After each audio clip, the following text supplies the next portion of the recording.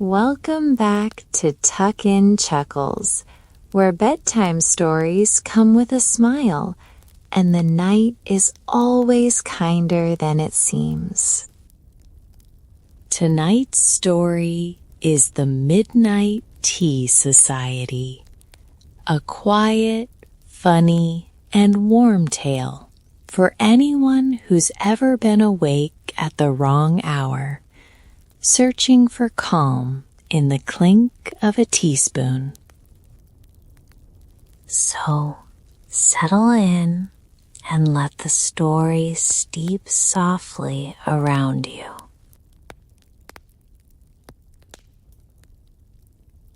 The clock glows softly on Eleanor Finch's bedside table.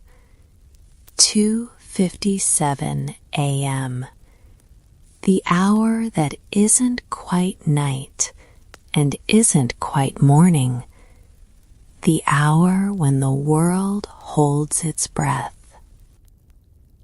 And Eleanor was making tea.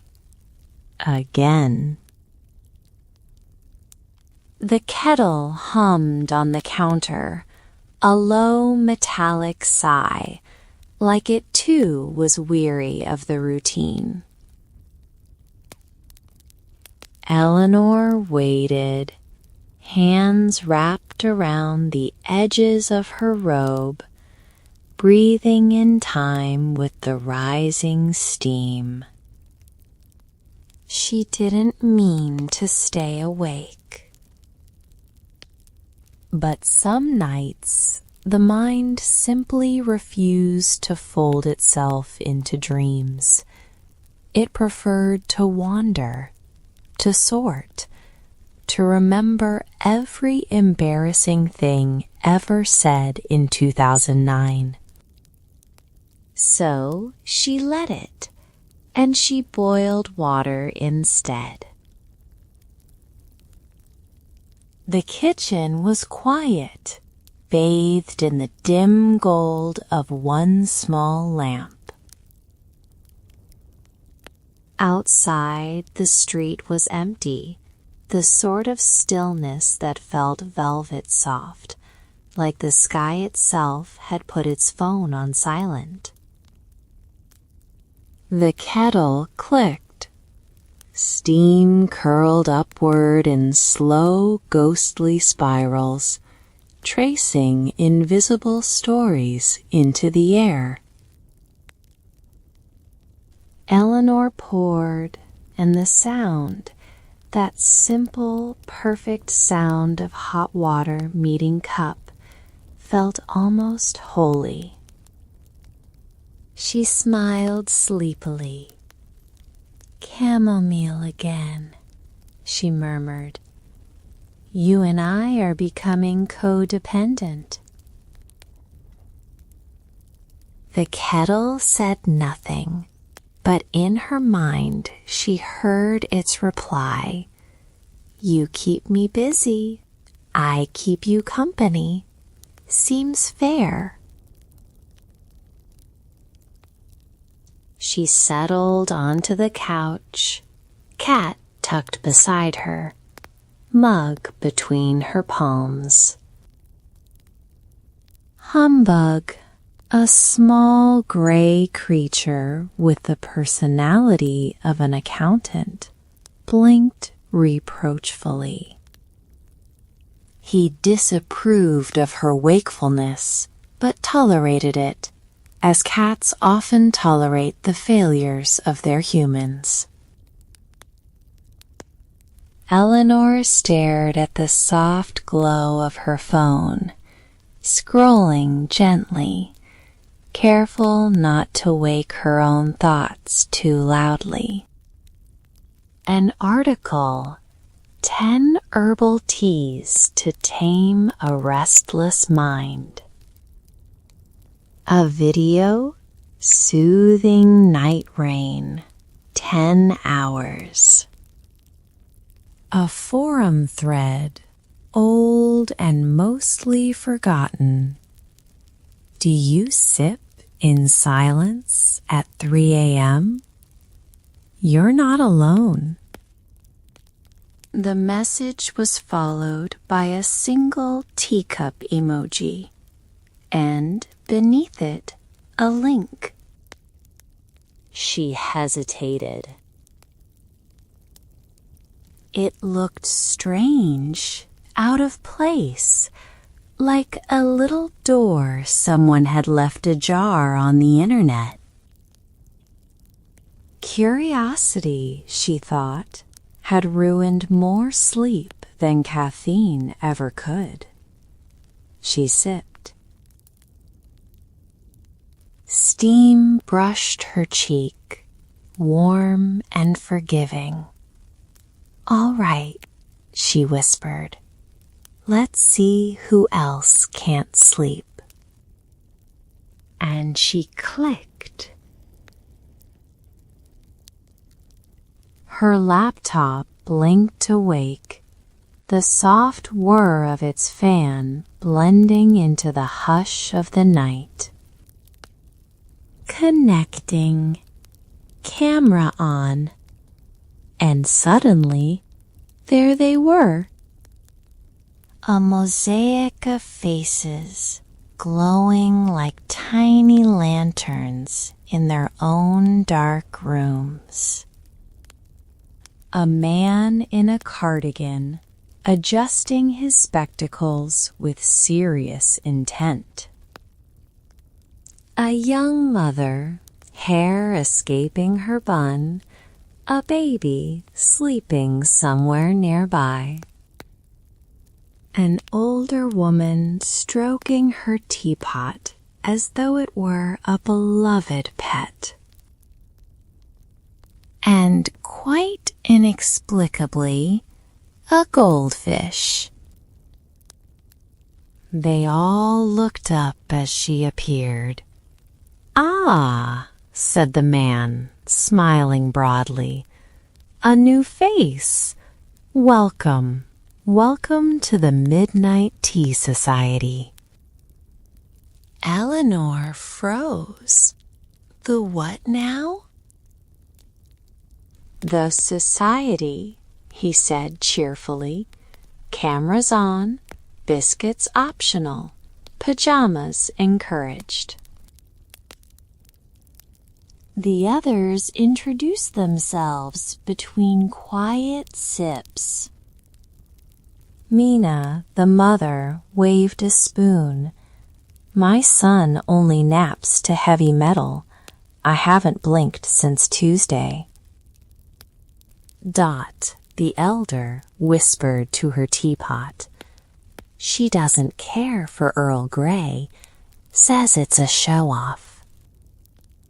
Trevor, the man in the cardigan, adjusted his background, a wall covered in maps and string.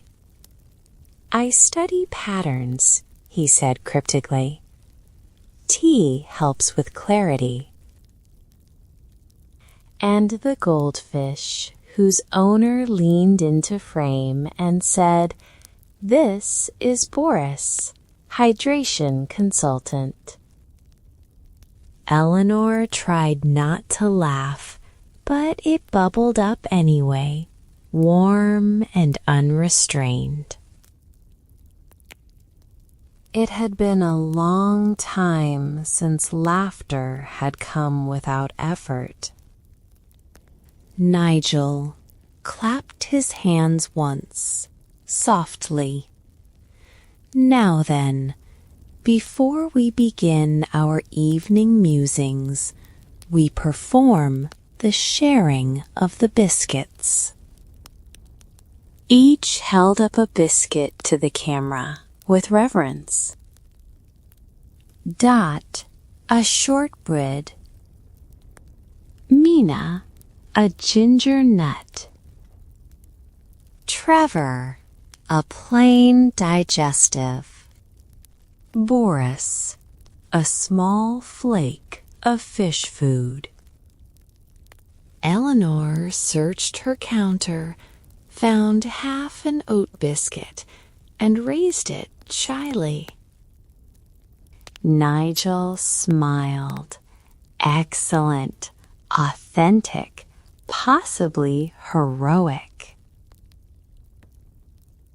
They held their biscuits up as though toasting the moon. To the sleepless, the seekers, and the steepers, Nigel declared, may our water never cool. Mugs clinked somewhere across time zones and tired hearts.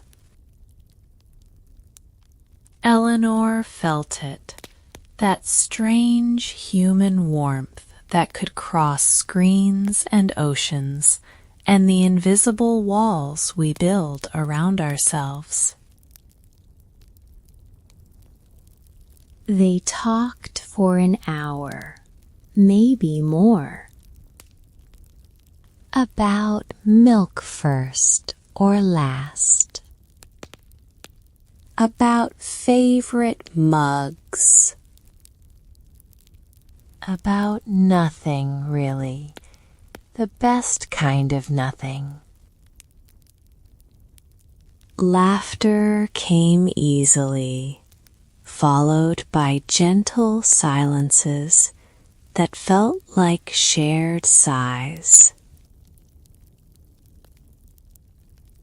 When the meeting ended, the screen faded to black, and the room seemed just a little softer than before. Eleanor closed her laptop and sat for a while, watching the last swirl of steam vanish into the air. She looked at the kettle, at Humbug, at the faint reflection of herself in the darkened window. "See," she whispered, "told you we'd make friends." The kettle hummed as kettles do, and somewhere between the sound and the silence, Eleanor finally felt a little bit sleepy. The following night, Eleanor prepared early. A fresh mug waited on the counter, the lamp dimmed to its warmest amber glow, and Humbug the cat had already chosen his spot beside her laptop. Outside, the night was velvet dark, the kind of quiet that feels thick and kind, the sort that seems to hum in sympathy with the fridge. When the clock sighed past 2:59, she joined the meeting. One by one, the faces appeared. Nigel smiled broadly. "Ah, Eleanor, punctual as a promise. Lovely." His cardigan tonight was patterned with what might have been tiny spoons, though it could also have been tiny question marks. Mina looked bleary-eyed but content, her baby snoozing against her shoulder, tiny breaths rising and falling in time with the night. Dot held her teapot as always, cradling it with the fondness of someone who'd long since given up on ordinary explanations. And Trevor, dear baffling Trevor, appeared in front of a corkboard strung with more red thread than seemed safe. "Right then," Nigel began, with the gentle excitement of a man about to announce something utterly inconsequential yet deeply important. "Tonight's agenda, the great debate. Milk first or last?" A small collective groan moved through the speakers. Apparently, this was tradition. The familiar glow of the Midnight Tea Society filled her room again, like old friends stepping through the door, carrying stories instead of coats. Trevor adjusted his glasses. "Thermodynamics," he began solemnly. "If you pour milk first, the temperature stabilizes.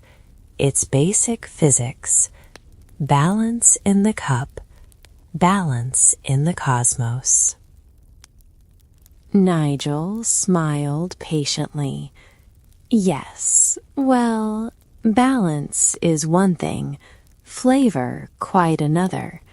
You can't know how strong your tea is if you've already masked its truth beneath dairy." Dot lifted her teapot, listening to something only she could hear. "She says milk last. She likes a dramatic finish." Mina rubbed her eyes and gave a small laugh. "At 3 in the morning? I'll pour it from space if it gets me back to bed faster." The group nodded in sleepy understanding. It was hard to argue with logic that pure. Eleanor sipped her tea, letting the warmth spread through her chest. The discussion flowed like gentle rain, not really meant to decide anything, only to fill the silence with sound and shared humanity. Nigel lifted his mug. "Very well," he said with ceremony. "We'll vote. Use your emoji reactions. Milk first or milk last?" Tiny icons began appearing on the screen, blooming like lazy fireflies. A coffee cup for milk last, a glass of milk for milk first. When the results appeared, it was, as always, an exact tie. Nigel sighed. A democracy divided. Again. Mina smiled softly. Maybe it's meant to stay that way. If we all agreed, what would we talk about next week? Dot nodded, eyes half closed. Harmony needs a little disagreement to stay interesting. Trevor raised a hand. "Or the algorithm's rigged." "Shh," Dot said kindly. "Let's not wake the internet." Laughter rippled through the call, the kind that starts small, grows warm, and fades gently, leaving the room softer than before. Eleanor leaned back in her chair, smiling at the thought that somewhere, in 5 different kitchens, 5 different kettles might be humming in quiet approval. The laughter turned into small conversations, Mina's baby snoring, Dot describing a teapot she once swore whistled Moon River, Trevor insisting that tea bags had hidden runes on the tags, and Nigel, serene as ever, summarizing the night's lesson. Perhaps, he said, the true question isn't milk first or last. It's whether we remember to drink it while it's warm. One by one, they began to yawn. The conversation thinned to murmurs, like the tide retreating from the shore. Mina whispered good night, her screen fading to a soft blur of darkness. Dot patted her teapot, promising to dream of calm oceans and perfect brews. Trevor mumbled something about the pyramids being shaped like tea bags before drifting out of frame entirely. Only Nigel and Eleanor remained for a moment longer. Well, he said quietly, that was thoroughly unproductive. Perfect, I'd say. Eleanor laughed sleepily. It's nice, she said, having people to stay awake with. Ah, said Nigel, but you're not awake anymore. You're simply unhurried. That's what we do here. We don't fight sleep. We just steep a little longer. He smiled, the faint blue glow of his screen painting gentle shadows on his face. Good night, Eleanor. Sweet dreams.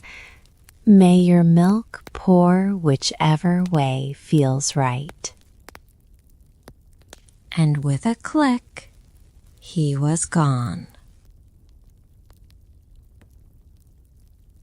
The apartment was quiet again. Eleanor sat for a moment, watching her reflection in the darkened screen. Steam curled from her mug, rising and falling like breath. Outside, a car rolled softly down the street, and far away, perhaps in another kitchen, another kettle clicked off, completing some invisible rhythm shared between the sleepless. Eleanor stood, stretched, and whispered, "Good night, society." The words floated into the dark, and the dark, being kind, held them gently until morning. The week slipped by softly. Day melted into night, night into another cup of tea. And before Eleanor quite realized it, another Thursday had arrived. Outside, the rain whispered on the glass. Inside, the kettle murmured its familiar tune. And Eleanor, wrapped in her robe like a tea bag in rest, waited for the hour that had somehow become the best part of her day. When the call began, the faces appeared slowly, each one glowing like a lantern in the fog. Nigel, ever serene, greeted them with that quiet joy of someone who believes even small gatherings can tilt the world toward kindness. Mina yawned but smiled, a baby sock dangling from her shoulder like an accidental accessory. Dot patted her teapot, whispering something that might have been gossip. Trevor appeared sideways for a moment, possibly on purpose, possibly not, before righting himself. "Good evening, my dearly caffeinated," Nigel said. "Or decaffeinated," Mina murmured. "Or," added Trevor, "reality challenged." They all chuckled, the kind of laughter that feels like shared fatigue, soft around the edges, harmless and human. Nigel continued, "Tonight we travel, not far, just through flavor. Welcome to Teas of the World." Each member presented their selection as though revealing a treasure. Mina's was instant coffee disguised as ambition. Dot poured jasmine, which she claimed was good for forgiveness if steeped kindly. Trevor held up something labeled Enlightenment Oolong, a bag he swore was vibrationally superior. Nigel had a blend called Twilight Harmony, which smelled faintly of nostalgia. And Eleanor, simple, honest Eleanor, had chosen chamomile again, because she trusted things that didn't pretend to be more than what they were. "To the night," Nigel toasted, "and to those who keep it company." Steam rose from their mugs, a quiet applause that shimmered through 6 different kitchens across time zones and dreams. It began without warning, just a shimmer, a flicker, as if the air itself had blinked. The glow from each cup seemed to brighten, just a fraction, just enough to be noticed. Then the oddest thing, all at once, the steam from every mug on every screen began to rise in perfect unison, then threads of silver breath curling, spiraling, meeting somewhere in the unseen space between them all. Eleanor blinked. "Is anyone else seeing this?" "Oh dear," Nigel murmured, adjusting his glasses. "It's happening again." Mina squinted sleepily. "Again?" "The great synchronized steeping," Dot whispered. "She told me it would return." Her teapot whistled, unprompted. Trevor leaned forward, eyes wide. "This is it. Interdimensional hydration. The teas crossing frequencies." But even his excitement sounded slow, as though wrapped in cotton. The steam grew thicker, and the air filled with scent. Not one scent, all of them. Eleanor smelled jasmine. Dot smelled peppermint. Mina swore she caught notes of chocolate biscuits. Even Boris the goldfish seemed to swirl in delight, bubbles rising like applause. The smell was everywhere, gentle, floral, warm, the scent of comfort itself. Then came a faint hum. Not quite a sound, more a vibration, like the world exhaling in contentment. Lights flickered, screens shimmered, and for one perfect moment, Eleanor felt the air itself leaning closer, listening. Nobody spoke. There was nothing to say. It was as if the night itself had joined the call. Eleanor's eyes fluttered. Her breath matched the slow rhythm of the hum. It wasn't frightening. It was beautiful. In that quiet, inexplicable way that dreams sometimes are.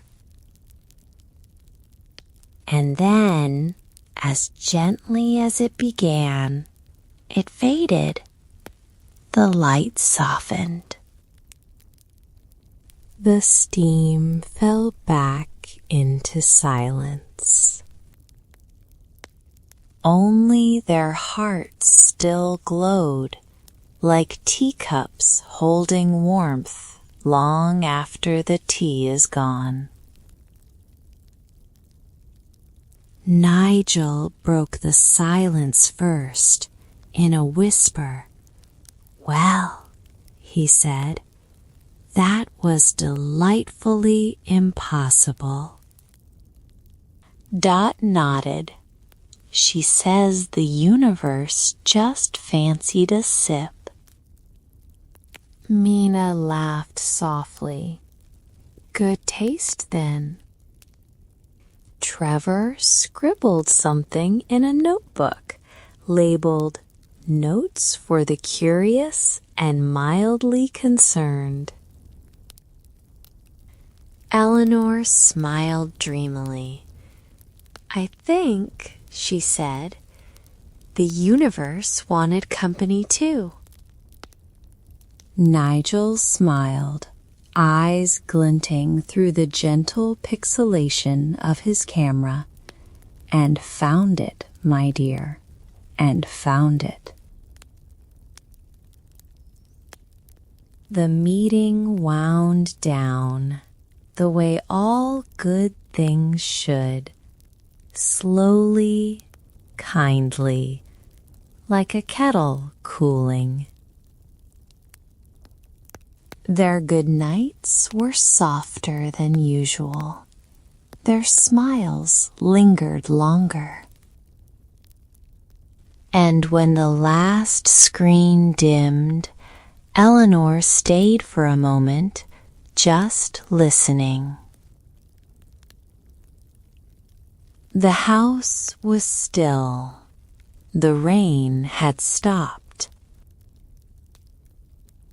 Only the faint hum of the kettle remained, a lullaby for the quietly awake.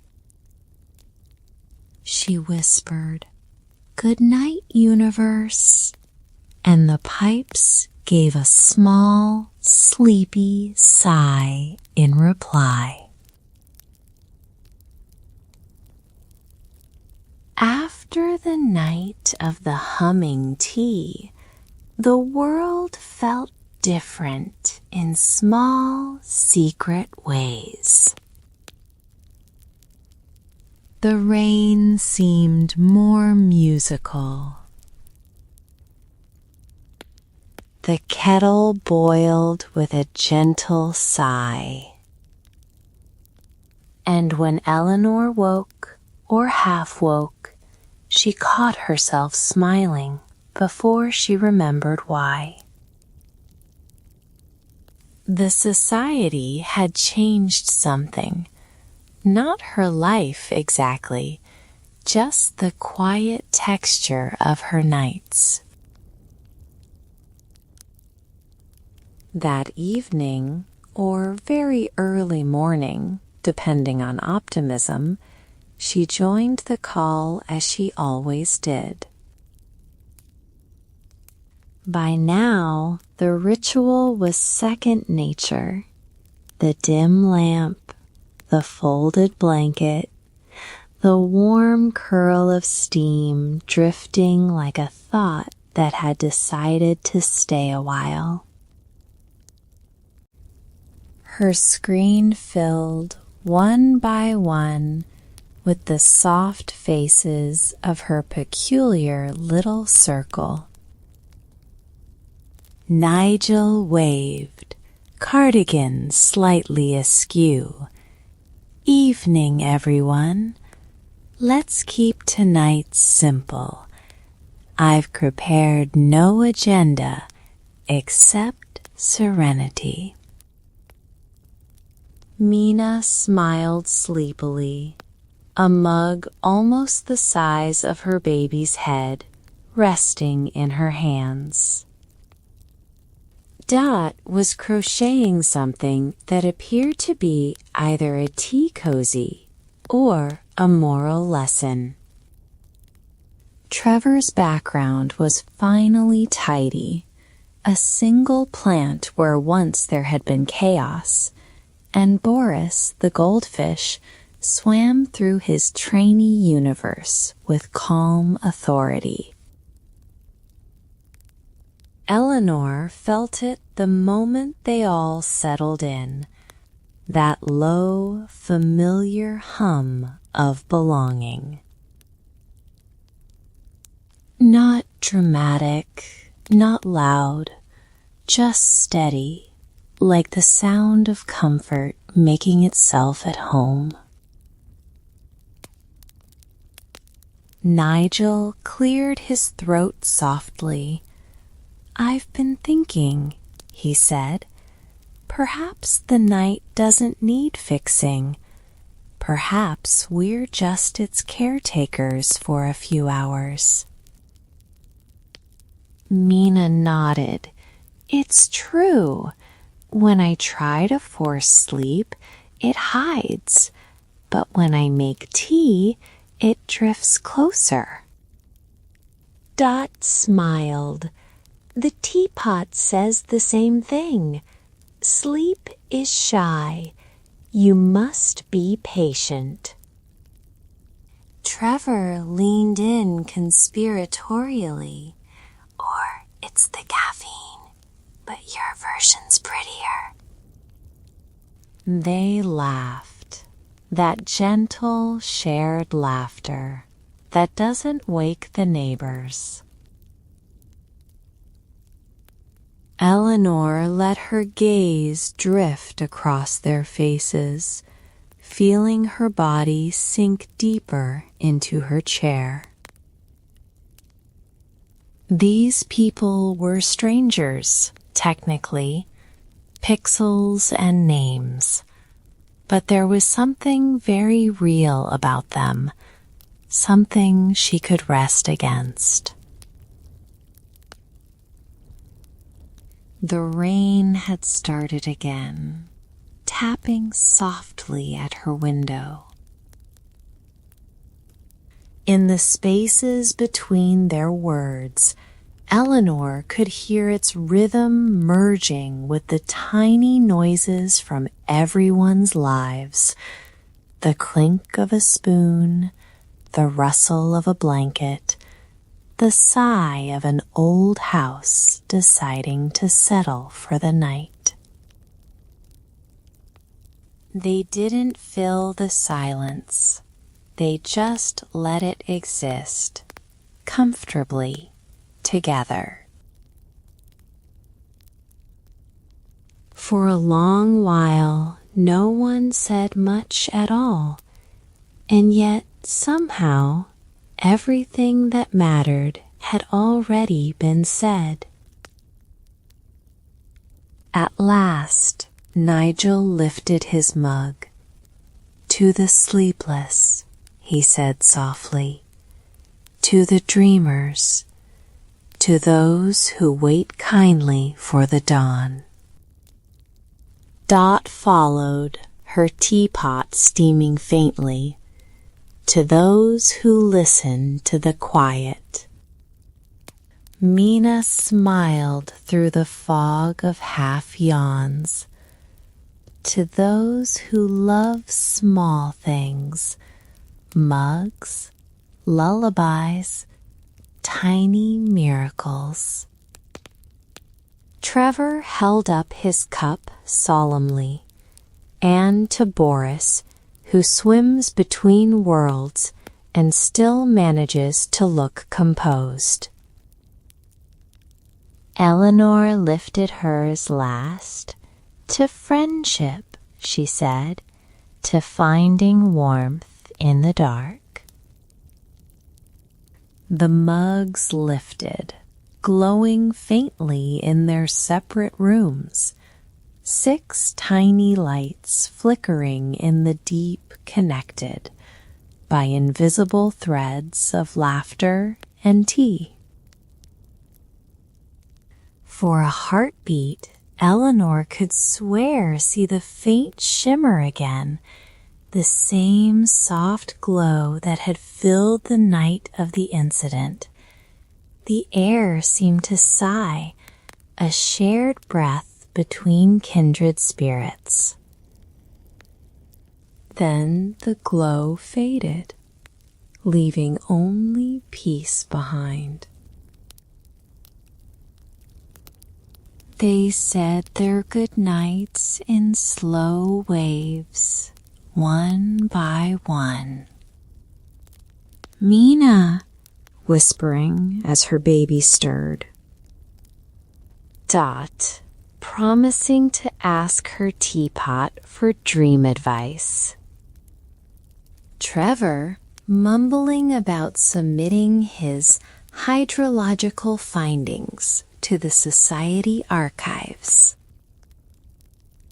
Nigel, as always, ending last. "Sweet dreams, my friends," he said. "May your kettles cool kindly and your hearts stay warm." Then, click, the screen faded to black. Eleanor lingered, watching her own reflection hover faintly where faces had been. For once, she didn't feel the urge to fill the quiet. She just breathed. Outside, the city was sleeping, but not all of it. Somewhere, other windows glowed, other kettles whispered, other people stayed gently awake, and that was enough. Eleanor looked down at her cup. The tea had gone cool, but somehow it tasted perfect, like something that had learned to rest. She smiled, closed her eyes, and whispered to the dark, "See you at 3."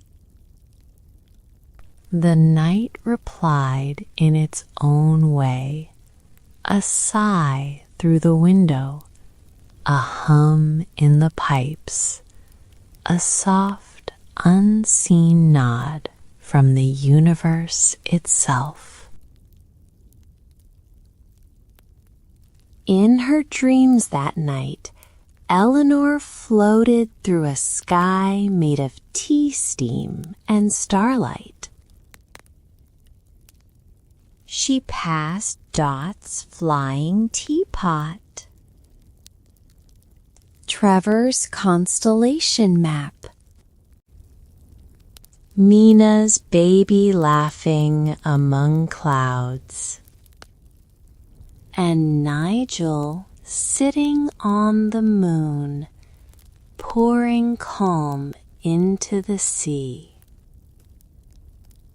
All around, voices murmured like warm wind, "You're not alone. You never were." And just before sleep became silence, she heard the familiar closing phrase, the one that always made her smile. "Sweet dreams, my friends.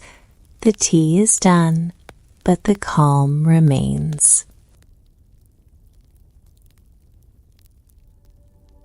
And that's the end of tonight's story. Thank you for joining me tonight on Tuck-In Chuckles. Until next time, good night and sweet dreams.